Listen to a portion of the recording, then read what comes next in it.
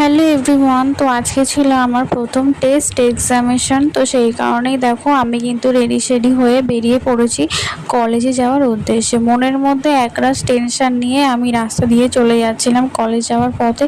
তো দেখো তোমাদের সাথে কথা বলতে বলতে আমি কিন্তু চলে এসেছি কলেজে। তো চলো এবার যাওয়া যাক ক্লাসরুমে ঢুকে দেখি তখনও মোটামুটি কিছু স্টুডেন্ট এসেছিলো, সবাই তখনও আসেনি।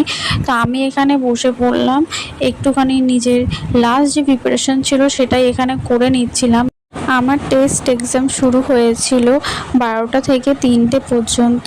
তো পড়তে পড়তে আমার হঠাৎ করে একটু খিদে পেয়ে গেল। তো তারপরে আমি বাড়ি থেকে কিছু ফল নিয়ে গেছিলাম, সেটা আমি আর মারিয়া একটু ভাগযোগ করে খাচ্ছিলাম। সত্যি কথা বলতে আমার টেনশনের সময় খুবই খিদে পায়, তো সেই কারণে আমি একটু খাওয়া দাওয়া করছিলাম। তো তারপরে এক্সাম শুরু হয়ে যাওয়ার পরে আমার এক্সাম শেষ হয়ে গেল। তো আমি এখন বাড়ি যেতে থাকি। তো বাই।